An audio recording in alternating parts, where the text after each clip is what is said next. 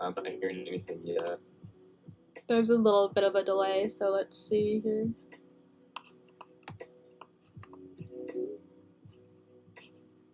Oh, wait. Wait a minute. Oh, let me deafen myself on Discord.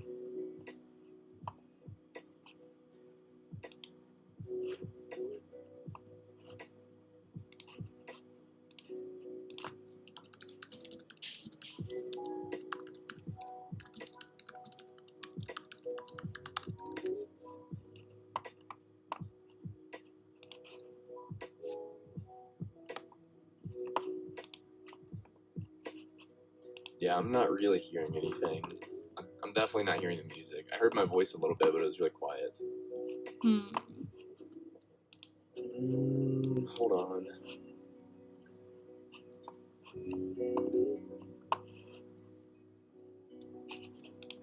Can you hear my voice at all in the stream? Maybe Discord's kind of Yes. messing with it a bit. Yes, I could. Hold on.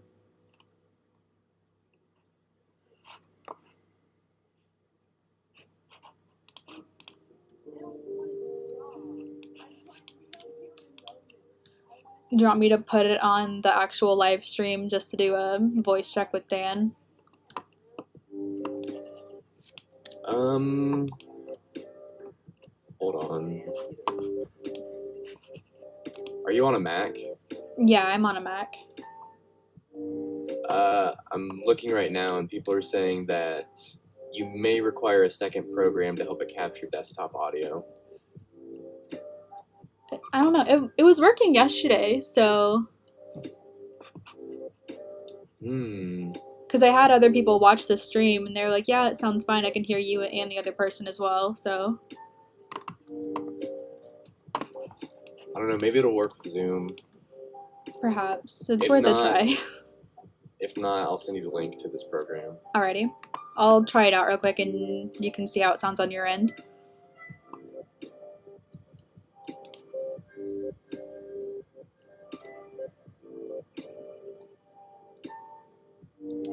Right now, I have the Twitch stream open. I see you and Dan. Alrighty. I can hear myself a little bit. Alright. But I cannot hear the music, I don't think.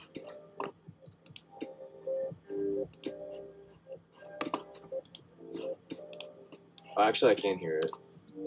Okay. I think it's coming through your mic, though. Probably. Okay. Should be good to go soon. Doing a test check.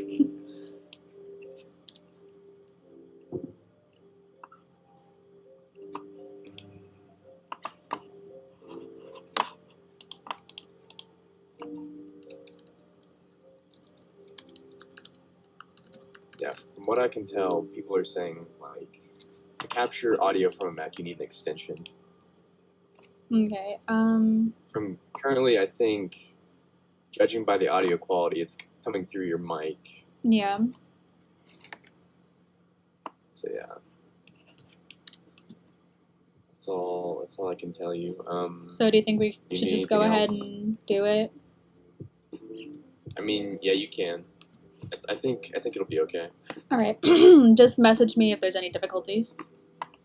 Okay, call me if you need anything. Okay, thanks. Yep. Okay, we should be good to go now. Alright. Alright. There we go. Let's see. The Twitch stream is running. Hopefully it works out, okay? Awesome. Alrighty. Now that we have everything working out okay, would you like to introduce yourself? Sure. My name is Dan Baldwin, and I am a clinical, let me get this right, clinical assistant professor of computer graphics technology, currently serving as the director, a couple other titles, and yeah, that's me. Awesome. Okay, first I have a fun question for you. If you could be any fictional character, who would you be? That's tough. Who can I be, or who can I identify with? Either I'll one. start with who I probably identify with. Boy, that's tough. Well, I like in a character and in people, and non-fictional people, I like the idea of resiliency. So, how about I'll go with Andy Dufresne from Shawshank Redemption. Ooh. Now, I like his character a lot. Would I like to be him in that movie? Absolutely not. But one of my favorite fictional characters for sure. So I'll go with Andy Dufresne, and how about Charlie Brown? I've always kind of identified with Charlie Brown, as crazy as that sounds, for the Charlie same Brown. reasons. Super resilient. I think if I could pick a fictional character that I actually would like to be, it would probably be, this is going to sound crazy, Indiana Jones. I love him. I actually, it's funny, as a teacher and a practitioner, I really identify a lot with him. So I like the fact that he can teach, he can still go out and battle Nazis. I think that's pretty cool. So that's it. Andy Dufresne, Charlie Brown, and Indiana Jones, not necessarily in that order. That is quite the combination.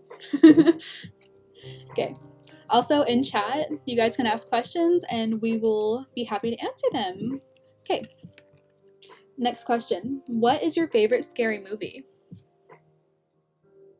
My word. Gosh.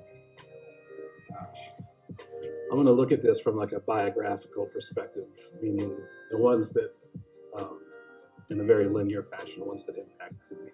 There's a few. I'm going to also assume that Cats, the new movie Cats, doesn't qualify as a scary movie. Oh, no, it does.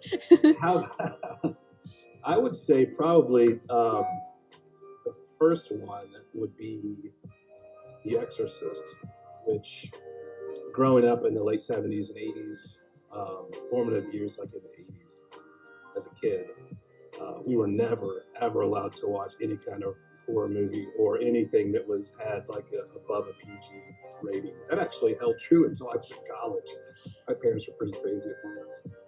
But at one point, my mom and dad went out for dinner or something and left me alone with my older brother and sister, who were 5 years older than me, and they were twins. And their favorite pastime when mom and dad weren't around was to harass and scare me. And so at one point I was playing outside and I came back in at dark, and The Exorcist was on, and so they left it on. And so I walked into the living room, a carefree kid who's probably like 7 or 8, just outside playing whatever freeze tag, right at dusk. And, walk in and see literally the scene where her head spins around, and I just stop in my tracks. I'm the only person in the house. I have no idea where everyone is. And then my brother and sister jumped out and scared me, and my soul left my body at that point, I think. So that would be one. Others growing up, Poltergeist, which is really cheesy, I think, now, but boy, that scared the daylights out of me growing up. Alien, I still think is one of the all-time best horror movies. As I got older, I remember Blair Witch being one that I was pretty amazed by, just from the cinematography and the way that they handled the shooting. And I really went into that movie in the theaters cold. I would actually say that's the scariest movie I've seen in the theaters, because I went into it cold. I didn't know anything about it. For a while there, I was on the fence of, is this real? Is this not real? Is this a documentary? And it didn't help that there was some idiot brought their 7-year-old kid to that show, and that poor child was sitting right in front of me in the theater, and I thought had multiple heart attacks or seizures during the course of that film. Oh no! So that one was really scary. But I would have to say my all-time favorite scary / horror movie / whatever is definitely The Shining, hands down. That's a movie I can go back to for a bunch of different reasons, but just from cinematography perspective, directing, Kubrick's awesome. All the actors are fantastic. So yeah, that is probably my de facto standard as far as my favorite scary movie of all time, The Shining. I love it so much that it actually components of it make its way into the film that we're working on now. So Ooh. Shining for sure. Speaking of the film that you're working on now, would you like to tell us a little bit about the VR film that you're making? Yeah. So we are John Ludwig, who's an old friend of mine, an old colleague, and we've been working together for almost 20 years, I would say, on different projects, and a ton of different projects, ranging from animation to children's books to all kinds of things. I worked with him on his last film, Claire and the Keys, and did some concept, biz dev, color key work, and things like that. He and I are co-directing a new film, and it's called Housebroken. And we are creating this film for VR, and it's been going on for a while. But yeah, the film is basically the story of there's a lot of themes in the movie, but in the film, but I think it's, the most transparent way into it is probably just it's a story about a father who's going through a divorce with a very young kid, and while he's trying to navigate the tough waters of a divorce and a separation of a house, he's also trying to potty train his young kid. So I guess if you take a couple steps back, it's about relationships really more than anything, relationships that end, and relationships that have to start anew, so fresh. But yeah, it's a lot of fun. There's a lot of really talented people working on it, and we've been at it for a few years now.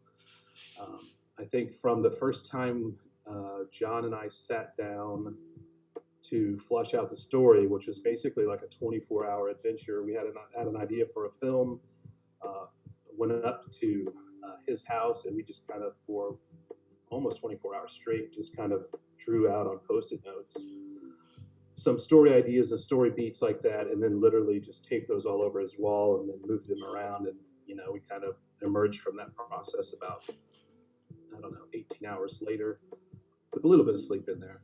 And kind of had a rough idea for a story. And then from that, it took us about 2 years to go from those Post-it notes and story beats to a quasi-finished animatic. And then along that lines, we've been doing everything from character designs, backgrounds, trying to solicit help. And so we've got a really amazing group of people who are working on it for free. In most cases, not all, but in most cases, working on it for free. Jason Guy from CGT and Clint Cook, our 3D faculty, are doing an amazing job with the modeling and kind of the tech layer. We've got faculty from Ball State who are working on it. We've got National Emmy Award-winning sound designer who's on board, and several people from some bigger studios out in California. So it's a long process. It is fun and challenging, and it's one of those situations where, as John Ludwig always says, like, this is the day the film could die. You work on it, and it's like there's days where it's just you're firing on all cylinders, and it's fantastic, and you think, oh, this is going to change the world, and then there's days where you're like, this is never going to see the light of day, kind of thing. It's just taking us a little bit longer than, say, a traditional production in either 2D or 3D, just because of the technology layer. Like the virtual reality component of it it's a pretty steep learning curve for us, especially when we're trying to do things that we're not even sure can be done in virtual reality, right? So you've got basically a lot of artists who are working on this and a few technologists, and the artists and technologists are constantly pushing back and forth to try to figure out where this film's ultimately going to go. So far, I think the artists have won, but we'll see. But yeah, it's been an amazing adventure, and we're hoping to finish a scene, our very first scene, which we're then going to try to solicit more help with over the next few months. So we're now officially in production, which is fantastic. So a lot of modeling and texturing and that kind of work. So yeah, it's been an adventure for sure. But yeah, definitely a lot of fun. I don't know if I would ever do. It's funny because when I was helping John with Claire, and Claire is a 2D animated film that clocks in about 20 minutes. And I remember talking to him afterwards and saying, him saying, I'm never working on a film that's that long again. And when we first sat down to kind of conceptualize what Housebroken would be, we thought, well, let's make it short. We don't want to make a 20-minute film again. Let's make it short, 3 minutes. We're going to get in there, and then, you know, a year and a half later, it's up to about 10 minutes. So now it's 10 minutes, but it's also in VR. So I'm not sure. That may actually eclipse the struggle mark of 20 minutes for a 2D animation. But yeah, it's great. It's absolutely fun. So that's kind of where we're at with that. That's awesome. From what I've seen from the clips you've shown us in class from it, it looks awesome. Yeah, thanks. I think that's been you know, one of the many challenges. The technology challenge has been tough. We finally got some really fantastic people in place who are, you know, fantastic programmers and things like that. But one of the real challenges has been trying to adapt an illustration style that will work in 3D, but will also then work in VR. And so that's been challenging and fun, and it's definitely forced me to kind of think outside the box. Typically when I'm doing illustration work, it's just I'm inside of my own head and I don't really have to check in with too many people other than, say, an art director. When you're involved in animation, it's a completely different process. It's a team process from start to finish. And you know, now looking ahead, it's like, well, let's figure out a way to get our texture artists to basically illustrate and paint kind of, you know, how I typically do that. And then also throwing my own hat into the ring for texturing, which is going to be something I'm looking forward to. You know, it's, for me, it's like the technology, learning, say, Substance, which I'm sure Jason's really excited to teach me. Learning something like Substance Painter for a project like this makes, you know, I think that kind of struggle definitely worthwhile. So, yeah. That's Hopefully awesome. I'm not rambling. Oh no, this is great. Okay. Okay, next question. What got you into illustration in the first place? Well, I grew up really involved in art and had really supportive parents with regard to that. And so, as I think I've said before, I was like a middle child, and so I was kind of left to my own devices quite a bit.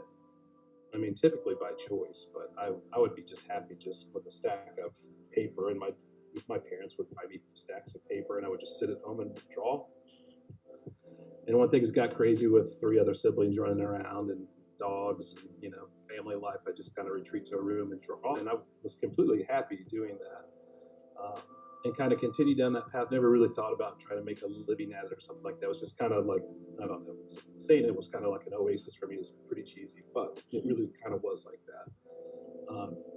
When I went to college, I wasn't even thinking about getting an art degree, and I was actually a biology major for 3.5 years, but always took art classes just because I needed a break from, like, you know, organic chemistry and physics and things like that. And I always was just very, you know, drawn to it.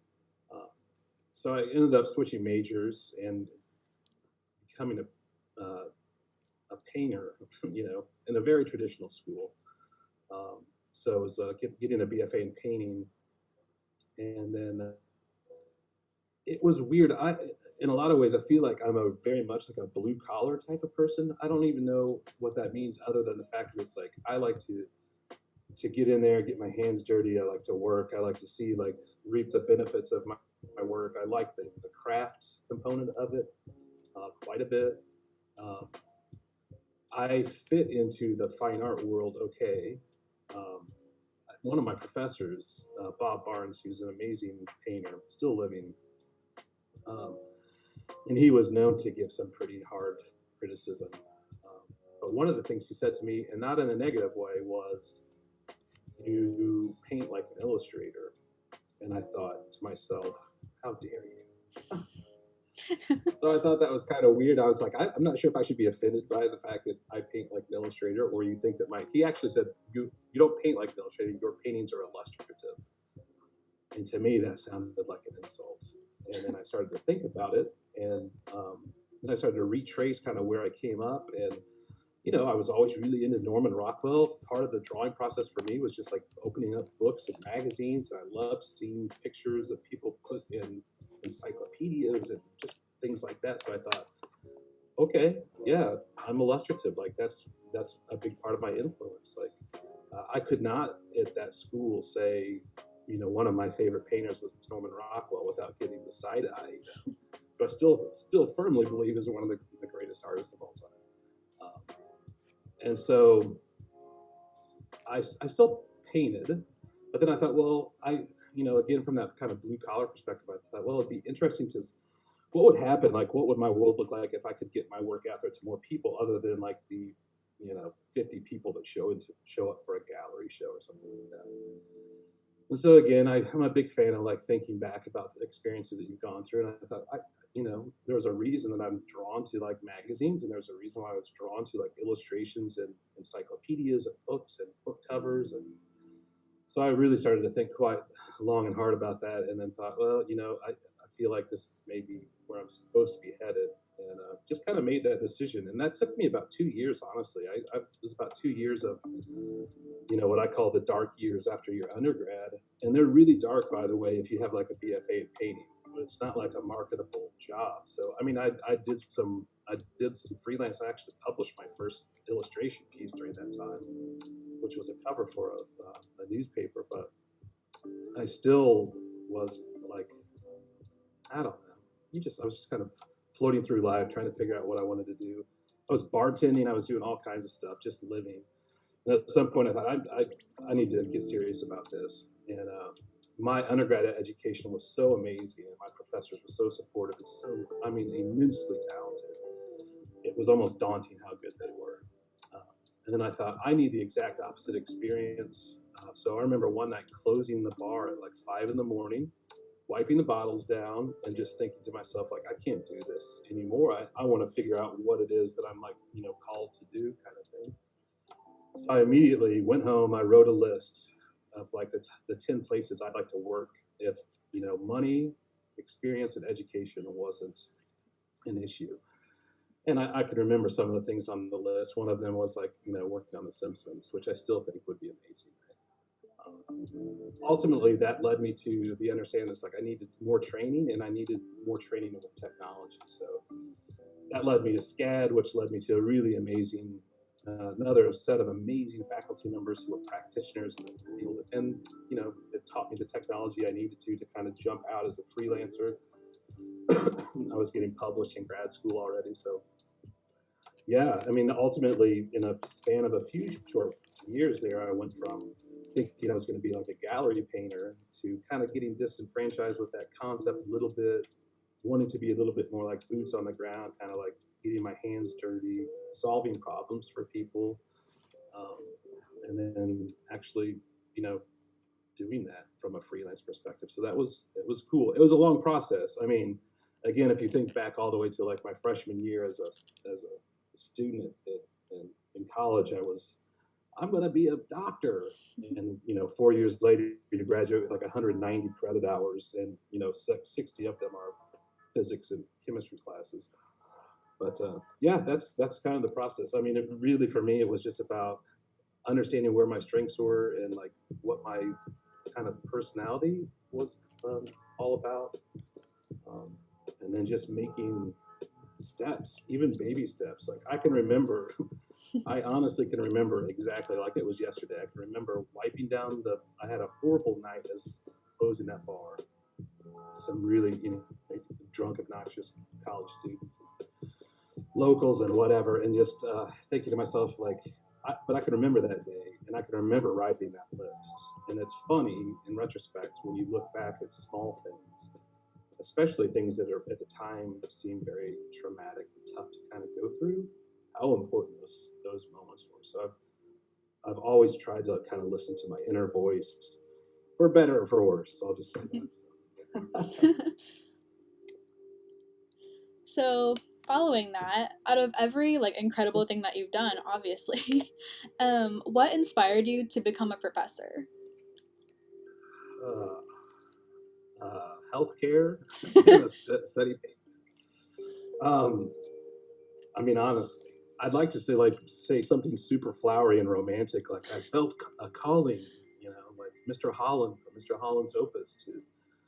It was never really like that. For me, it was, I was I graduated from SCAD, I had a mountain of student loan debt. I mean, a mountain of student loan debt. And I was talking, I mean, even at that time, which was now, I guess, gosh, almost 20 years ago, I was looking at like, you know, a student loan monthly payment just from SCAD alone, which was more than what I, you know, paid. Most people pay for a mortgage for their house a month. And so, you know, I did what any smart college graduate does. You just defer the hell out of that stuff forever. And you try to fake your own death and try to stage it so it looks like a car rolled into a ravine and blew up and you don't exist anymore. But that doesn't work. Like Sally Mae will always find you. So, you know, at that time I was doing anything that I could. I mean, literally painting out of a basement. I was doing work for magazines. I was fortunate enough to make a lot of connections at SCAD with some art directors, and those art directors moved to different magazines, and they liked me and they liked my work, so they were hiring me, and then they would tell other people. So I was getting a little bit of work, but I mean, it was not like every week I had a project. So it was like, it was hotter, you know, hit or miss. I'd have 2 or 3 paintings, maybe a month, and then there'd be like 2 months where I wasn't doing anything, and I'd have to like, you know, think about trying to get more business. So you're doing self-promotion things, cold calling, sending your portfolio out. At the same time, I started doing scenic painting, which I just stumbled into, and I really enjoyed that as well. And that was a lot of fun. It paid really well. I mean, really well.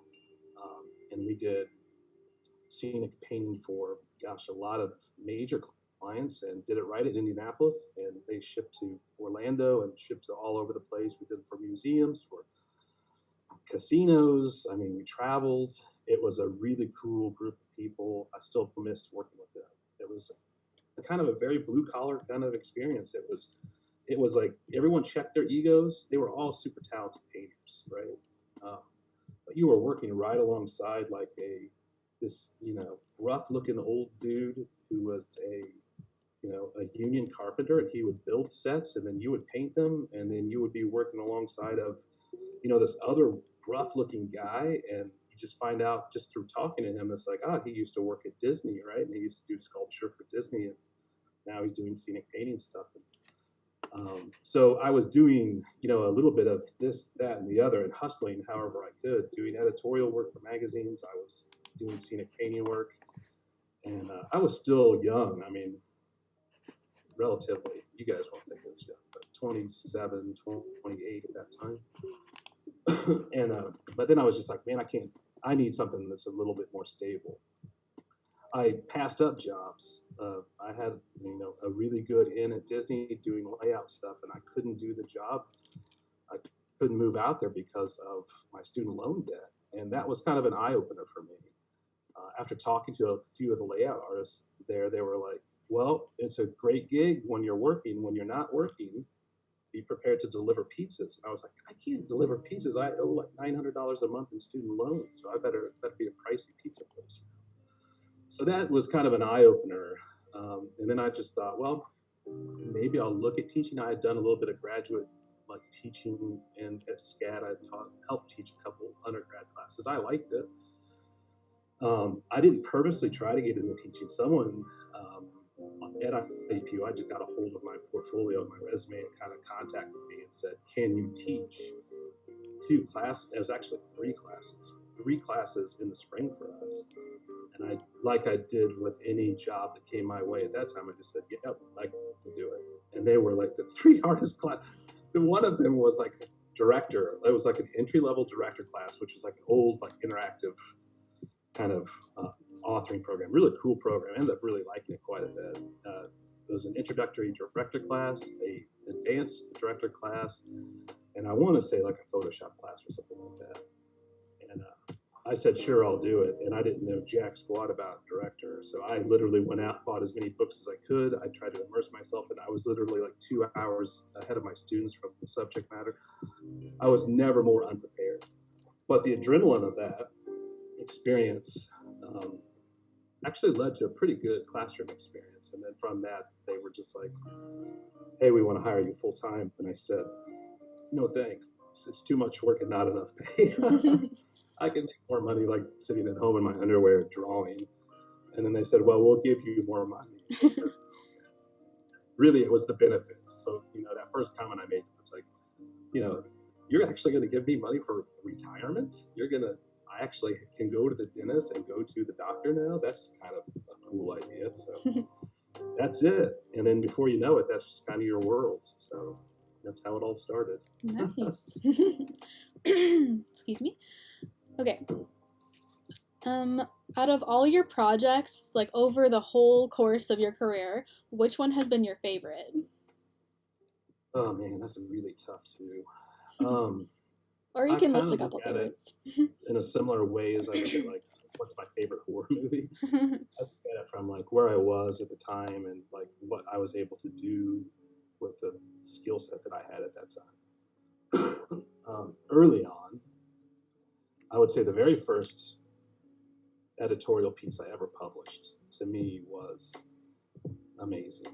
That was like my first reality check into like, hey, you remember that little, freckle-faced kid who sat at home and drew all the time in his pajamas and would like open up encyclopedias and look at these old illustrations, like for magazines or whatever. And it's like, for me, I just felt really overwhelmed by that, honestly, looking back. It's like, yeah, I can do that stuff, So that was one. And I don't even remember. I had gotten a couple published around the same time, and I want to say it was like Living in Stamford magazine, which is a really well-off community in Connecticut. It might have been House Calls, which is a magazine in South Carolina, but it was one of those. And I just remember, again, just being in awe. It's like, well, someone actually thought that I was worth like contacting, like basically out of the blue and saying, hey, we've seen your stuff. Do you have time to do this editorial illustration for this magazine? I'm just like, yeah, I'll do it. So that's one, my very first published piece for sure. And it's funny too, because now anytime someone reaches out to me, even 20 years, 25 years after that, because it's honestly been 25 years since that first magazine publication. Anytime someone reaches out to me and says, hey, we've seen your stuff, we want you to, illustrate for us, I am completely humbled by that, even to this day. So that feeling doesn't go away. After that, I would say SIGGRAPH. I got a painting, like an interactive painting, into the SIGGRAPH Art Gallery, which was always kind of, to me, it always felt out of my reach. I mean, people who get their stuff in the SIGGRAPH Art Gallery are typically, these amazing artists. And I was just a snot-nosed kid who was just started teaching, So that was very cool. And it was, an experience, and shipping something out to San Diego and then making sure that it's working. And that was fun. Children's books a few years after that, I think, where it was another big milestone for me as a kid, again, who grew up just reading children's books all the time. That was a milestone and a check-off kind of bucket list thing for me. And I think I worked on 5 children's books over 2 years, and it almost killed me. So as much as I love the idea of working on children's books, I don't know if I could work on someone else's children's book again. Actually, I just had a request a couple weeks ago. Sorry if you're watching this, but I just had to say no. I'm just not interested, because it's a huge investment of time. I would love to do my own children's books with my own stories, but I don't know if I could do the grind of doing a children's book for someone else who wrote. But at the time, and still looking back on it, I think was a major stepping stone for me. Claire was a big one. I mean, gosh, that movie won so many awards and was seen on so many different continents. And, it screened at Grauman's Chinese Theater in Hollywood, for the love of Pete. It's like, so being at a film festival, seeing people fall in love with something that you've helped to shape, and even in a little way, seeing your name in the credits, that's another thing that's just, super cool. I don't think I could ever take that for granted. And then probably most recently, I'd say, other than the film that we're currently working on, is the series of illustrations I got into the Society of Illustrators in New York a couple of years ago. Was really amazing, and that was cool. It was just a cool project because I was able to do it with my son and Sam, who was maybe 5, maybe 4 or 5 I think at the time, and kind of painting alongside of him and watching him paint in Photoshop, and that was a really kind of fun thing. And to think that your illustration work is hanging in a museum and and 4 frames away is like a Rockwell painting. I mean, that's, to me, it still blows me away. I mean, it is completely humbling to know that you can do that stuff. So yeah, those are the big ones for me. But you know what? Honestly, I hope that if some people who I've worked with in the past are watching this at some point, maybe not, but like I still love doing little projects and little illustration jobs for people that I really like to work for. There's a company up in northern Indiana, DJ Case and Associates, and John Marshall is a real good friend of mine. He's an amazing art director, and he always calls me up to do really cool little projects for him. And so I love that stuff just as much. At the end of the day, whether it's like stuff that strokes your ego or gets you to another level professionally, that stuff's great. But I also just like solving problems for people, and I think everyone likes affirmation. So if you can do a really good job solving a problem visually for someone, and then they really like it on top of it, and then you also get paid, that's kind of the crack of illustration, right? That's the thing that kind of keeps you coming back for sure. So those are the big ones, though, I think. So you mentioned Norman Rockwell a few times, so I just wanted to ask this. Who inspires you? Oh, Lord. These are really tough. All right, so who inspires me? That's a tough question to answer because it's, there's people who inspire me, and then there's people who are artists who inspire me, but I don't necessarily. So in my mind, they might be in separate categories. I don't know. You can just take from I'll both. say this. Yeah, there's qualities of people that inspire me, and I think that's kind of, we kind of touched on that actually with the fictional characters, like people who are able to overcome obstacles, who are able to persevere, people who struggle and overcome. Like I love that quality of a person. Those kind of people, those kind of stories, absolutely always inspire me. I feel like you really can't get good at anything or become a better person or a better artist or a better husband, father, what have you, better friend. Like, you can't do that stuff if you've never experienced any kind of pain or struggle, right? So that's what kind of puts that all into perspective. From an art perspective, gosh, I mean, all the old school illustrators, like, Rockwell, and even before him, the Golden Age people, J.C. Leyendecker, I love, James Montgomery Flagg, I like, N.C. Wyeth, the whole Wyeth family, but N.C. Wyeth especially, love his pirate paintings. Like, he again is one of those guys who would see his paintings, it would just transport me into a whole other world. And I love N.C. Wyeth so much that it's like my youngest son, Dash, like we named him Wyeth. His middle name is Wyeth. So those kind of people always, and then contemporary illustrators, C.F. Payne, who's a guy who's been around forever. He's a Midwestern guy from Cincinnati. He loves the Cincinnati Reds, and his work is amazing, and he's like one of the most humble, down-to-earth people that I've ever seen speak. Jason Seiler, a friend of mine from Chicago, like his work is amazing, and those people inspire me. I get inspired by painters, old painters. Edward Hopper is a big inspiration for me, just his composition, shape. And he's got a certain mood to his paintings that resonates with me. I don't know, contemporary people, Benjamin Bjorklund, Jimmy Seville. There's a few out there who I really, really enjoy.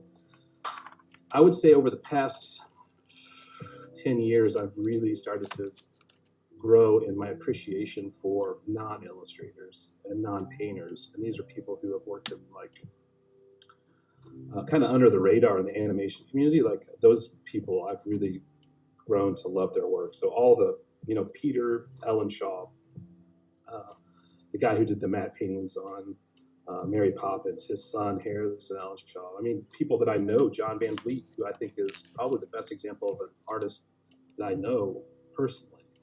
Everything that he touches is art, But James Gurney, Armand Serrano, all the old Disney guard of visual development people, Mary Blair, Gustav Tindgren, who was also an illustrator, Walt Paraguay. I mean, I could go on and on. Those people visually, I get inspiration from. I get inspiration, though, I think, just from about anything. But I can get inspiration from any person or any. I was actually making coffee this morning. It's funny because you space when you're working on a project, like we're now moving to texturing these models on this film. And it's like, I was making coffee this morning and I was looking up at like where my crown molding, this is going to sound so bizarre, where my crown molding met my cabinets. And I was just noticing that there was like a history of old paint colors that, previous owners of my house had painted the kitchen. They had kind of bled over onto the crown molding and how it was a little bit darker and a little bit discolored. And I was thinking to myself, like, that, that inspires me, like that. I take note of that stuff and I try to, absorb as much stuff as I can from it could be crown molding or it could be, Edward Hopper and everything in between.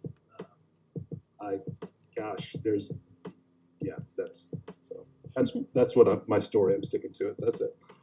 Those are a lot of good people to follow. Wow. Okay. So I feel like a lot of us as college students, especially in the CGT major, we all struggle staying motivated all the time, or just, partially. So how do you personally stay motivated? Like to do the work that you do? Fear is a really good motivator. Fear is a very good motivator.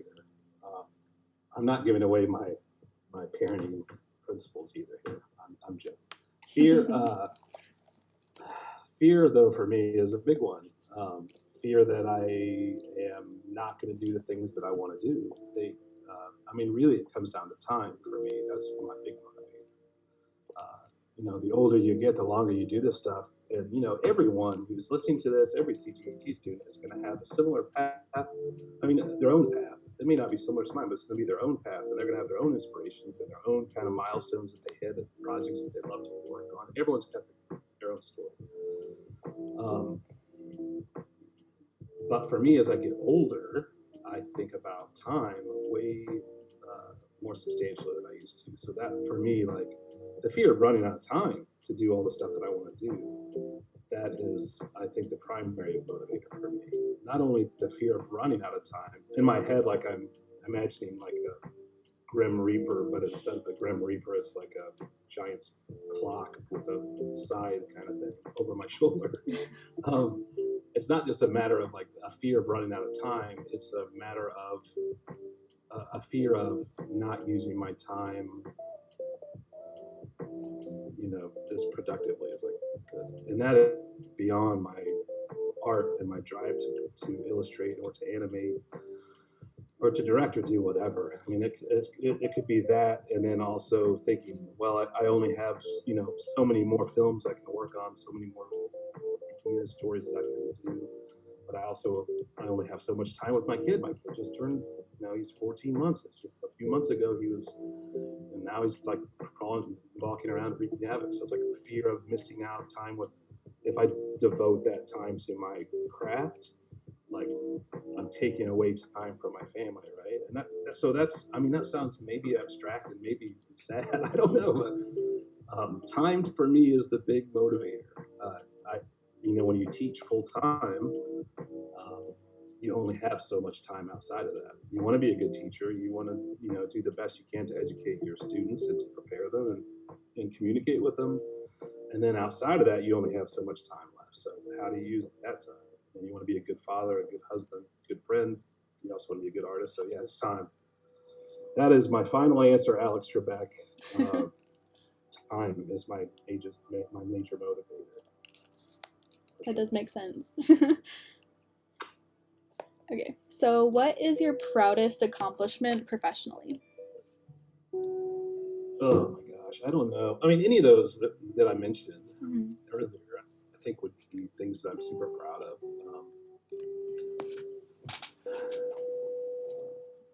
I think at this point, the film that I'm working on with all these other really talented people is something that I'm super proud of. And even though it seems like we're just kind of in a coal mine working, and we're never seeing the light of day, and no one's really seeing the fruits of everyone's labor, like I'm super proud of the work that's been done. I'm super proud of the kind of the people and the caliber of talent that are working on this thing, again, for free, who are, again, sacrificing their time away from whatever it is that they want to do in their families. For me, I'm super proud of that. Like, and I feel like that's kind of the headspace I'm always in when I work on a project. For better or for worse, it's hard for me to manage multiple projects at one time because I tend to be really focused on a singular thing.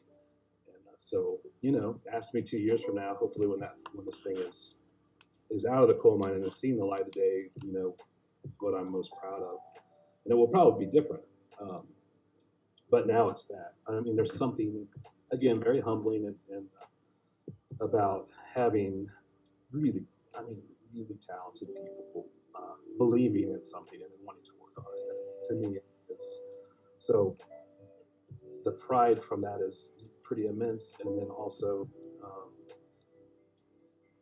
I enjoy working with really good people, like really good people who are really talented at what they do.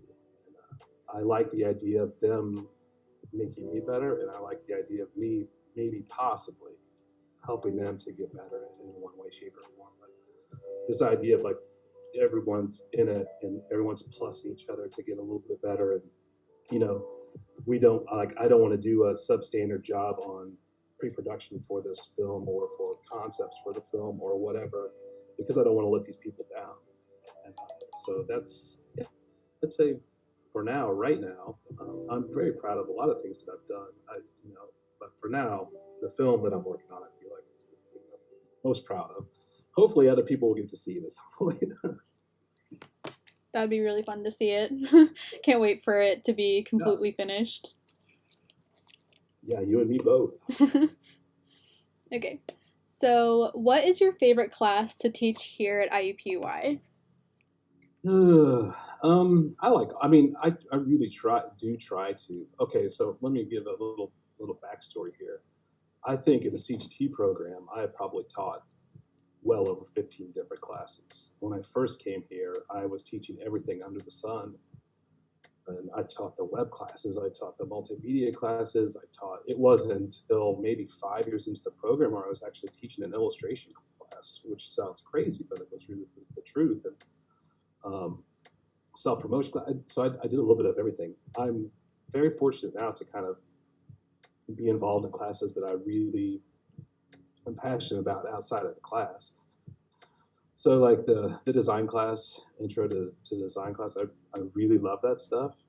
I love teaching that class because it holds me. It's very easy as you get on in your career to like overlook the power of things like the design principles and elements of art. It's really easy to gloss over that stuff. Like you're not really cognizant or thinking about things like, well, what does symmetric balance mean, and how could that improve the narrative of this scene?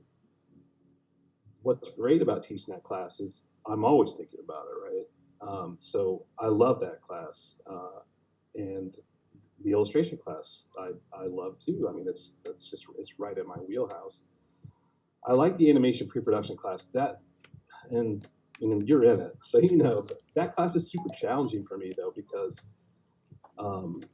I have been doing that so intensively for the past few years that it's sometimes hard to break down the realities of that process for people.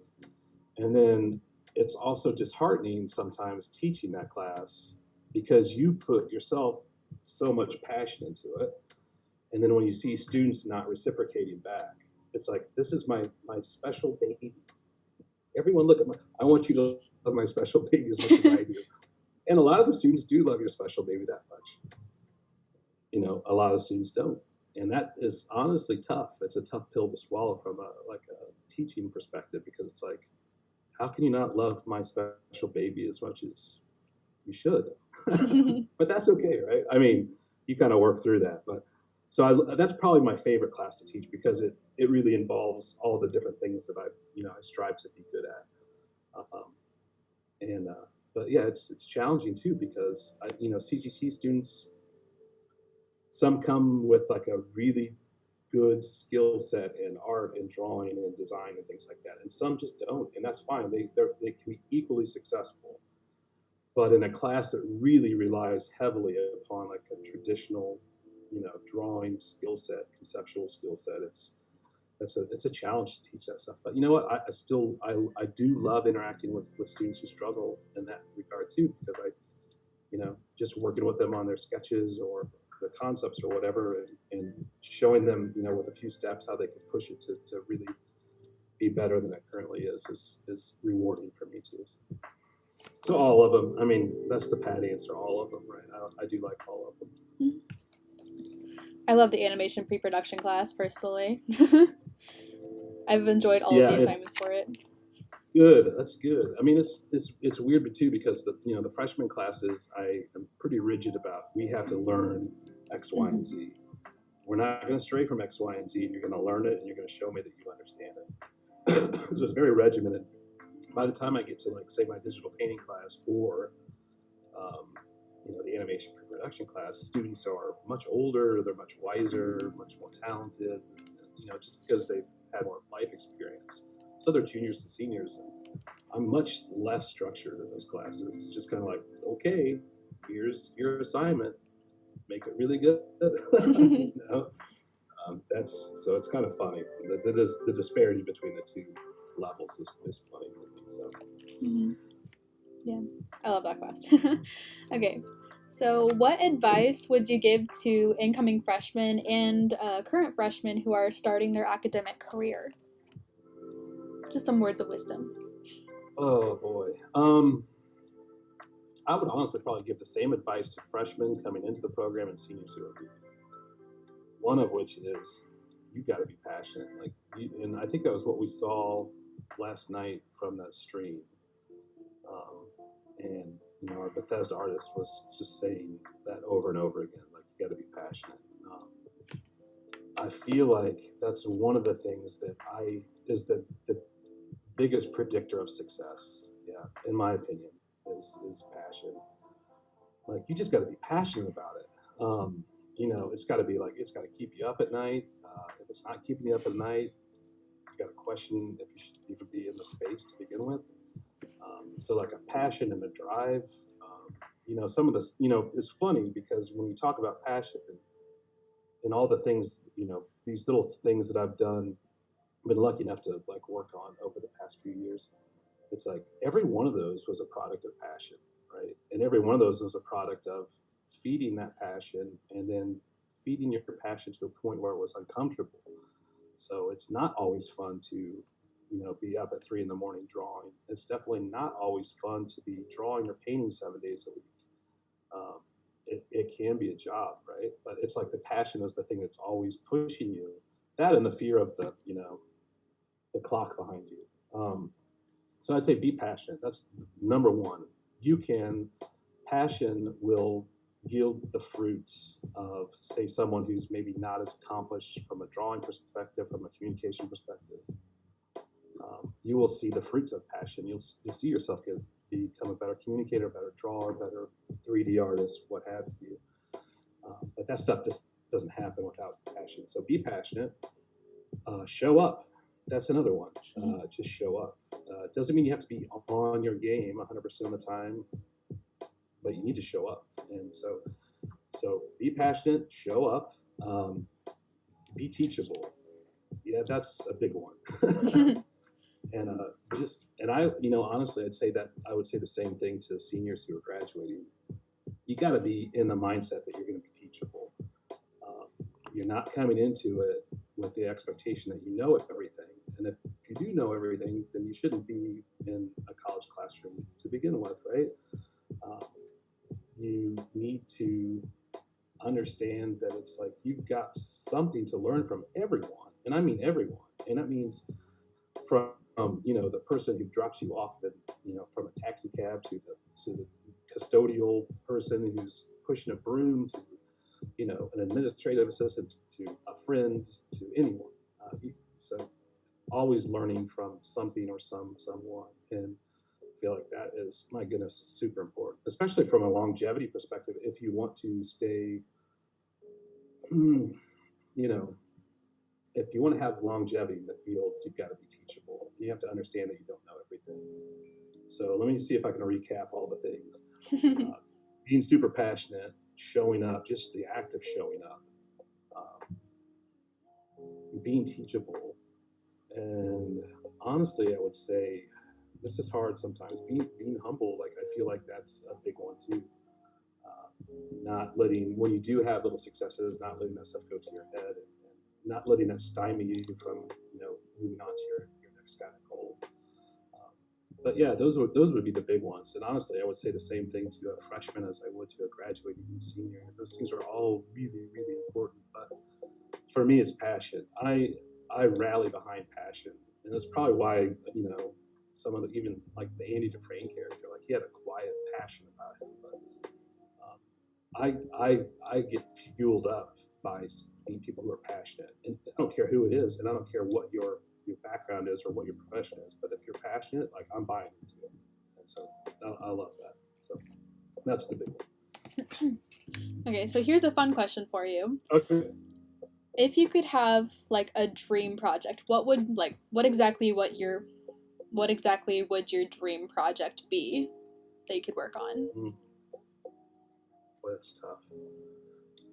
I would say right now I'm working on my dream project. The only difference why it's like, something I'm super proud of and maybe not my dream project per se is because all the people aren't getting paid to work on it. And so it could very quickly turn into my dream project if all the people who are putting in a lot of sweat equity, a lot of time, a lot of talent, time away from their family and friends, if that were to be picked up and produced and people are getting paid to work on something like that, that would be it. I'm a huge fan of, again, like the blue collar perspective of life, like getting your hands dirty, not being above anything, trying new things out, but really just hard work and focus. And so I'm, that list of people that I'm like, I should add all my friends in there.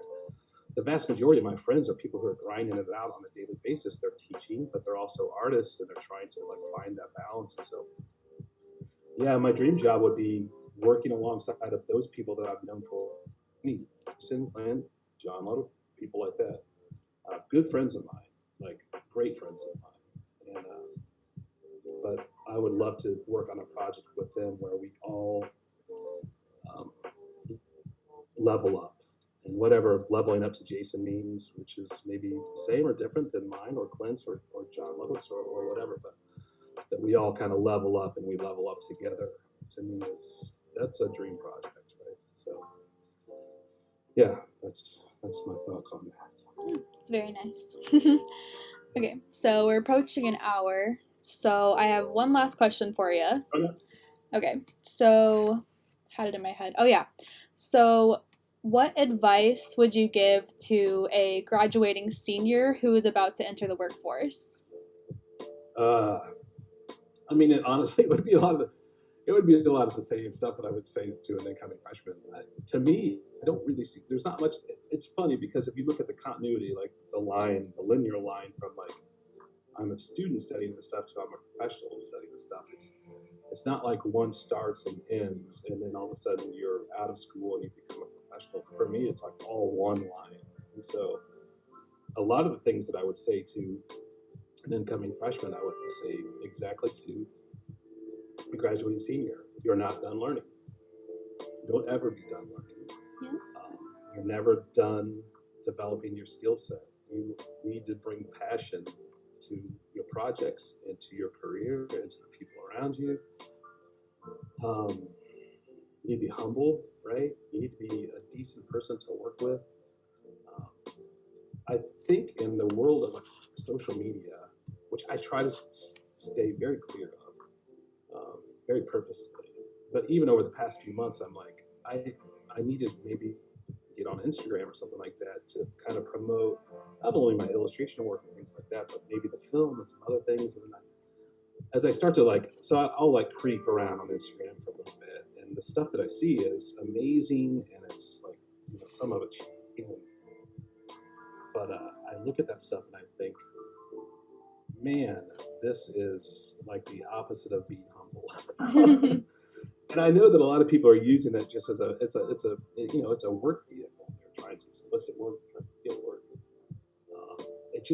I don't know. It just doesn't sit so well with me, because it just a lot of times doesn't come off as being humble. And maybe again, that's kind of the blue collar work ethic thing, where it's like, in my mind, which I do not think is correct, but in my mind, it's like if you stick your nose to the grindstone and you're constantly working, to better your craft, you're going to get to the place you want to go. I don't know if that's always true, but that's kind of always been my mindset. And then social media seems to be almost the exact opposite. It is like we're skipping past, in a lot of cases, not all of them, we're skipping past like all the work, and we're just getting to the end point where it's like, hey, look at me and look at this amazing stuff that I'm doing. So I would say being humble, especially in the day, in today's age of social media, is really important. But again, the thing that is most important is passion, always, and just being passionate, and that's super contagious. And I think that combined with this idea that you constantly have to learn will never do anyone wrong. I think you'll always be successful. These are some very deep hypothetical questions. Gotta keep the wheels in your mind turning. Mm-hmm. Okay. Do you have any closing remarks before we end the stream today? Not really. It's always fun. Like I enjoy this kind of stuff. It's just awkward. It's awkward to talk about yourself sometimes. I think the thing to take home from probably anybody who's,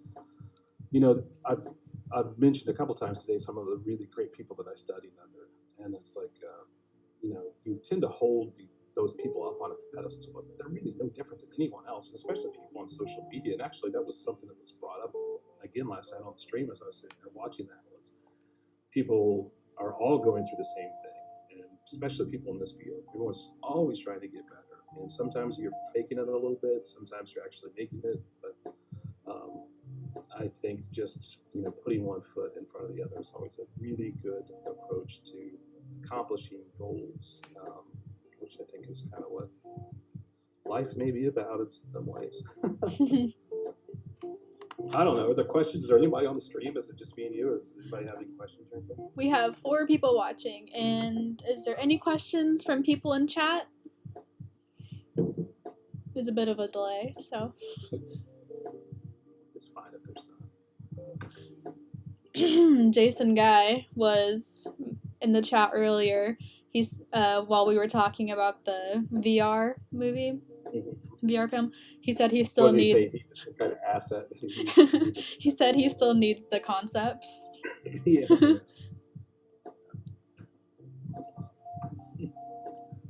Well, it was fun. Yeah, it was. I'm glad I got to do this with you today. Yeah, it was really fun. Thanks for setting it all up, and I know you put a lot of work into it. So. Yeah, anytime. Yeah, good job. Alrighty. Okay, that should be it. We have our CGT Industry Professional Hour at 6, and that will go on till 8. And then we have a Scribble tournament tonight starting at 8 p.m. And then if you want to check out the CIT Industry Professional, that is also going on at 6 with, that'd be great.